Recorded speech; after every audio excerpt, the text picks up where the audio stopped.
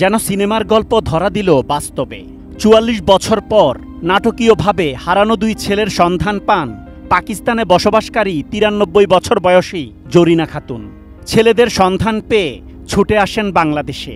বিমানবন্দরের গেটে ৪ দশক পর ছেলেদের মুখ দেখে অচেতন হয়ে পড়েন তিনি।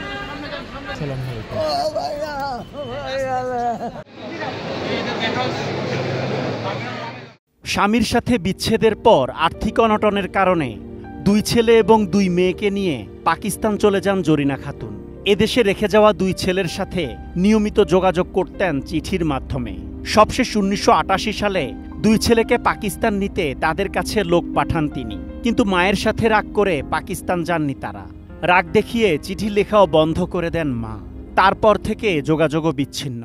পাকিস্তান থেকে চিঠি আসতো, লাস্টে ৮৮-তে লোক পাঠাইছিল নেওয়ার জন্য, আমি যাই নাই। তারপর থেকে আর চিঠি দেয় নেই। আপনার মা বেঁচে আছে কিনা সেটা আপনি ধারণা করতে পেরেছেন কিনা?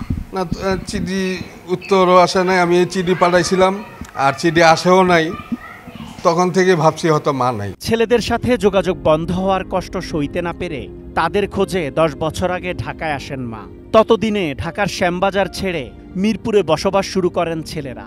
সন্তানদের খুঁজে না পেয়ে এক বুক কষ্ট নিয়ে পাকিস্তান ফিরে যান জরিনা খাতুন।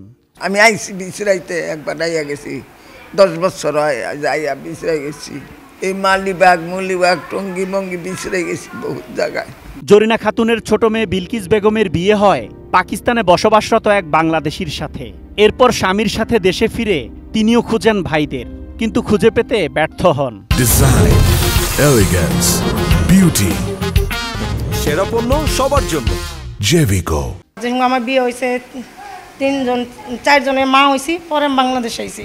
তখন কি আপনি জানতেন না যে বাংলাদেশে আপনার দুইটা ভাই এখনো জীবিত? জানতাম, ঠিকানা আসল না, ঠিকানা জানতাম না ভাইগো। মাঝখানে কেটে যায় ৪৪ বছর, বদলে যায় অনেক কিছু। একদিন বড় ছেলে নূর মোহাম্মদ মসজিদের ইমামের কাছে ইব্রাহিম আলাইহিসসালাহু সাল্লামের একটি ঘটনা শুনে মা এবং বোনকে ফিরে পেতে মরিয়া হয়ে ওঠেন। এরপর ঢাকা থেকে ছুটে যান কুমিল্লায়, যেখানে তার এক সৎ মায়ের বাবার বাড়ি। খোঁজ পান তার এক সৎ বোনের, আর এই বোনের কাছ থেকেই জানতে পারেন পাকিস্তান চলে যাওয়া ছোট বোন বিলকিস 10 বছর আগে ঢাকায় ফিরেছেন। তারপর বিলকিসের সাথে যোগাযোগ করে একে একে ফিরে পান মা এবং হারানো দুই বোনকে।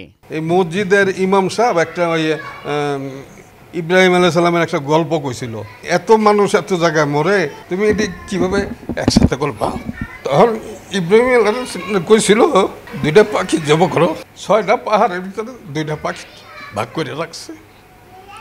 তো ইব্রাহিম আলাইহিস সালাম বললো যে তুমি এবার ডাকছে।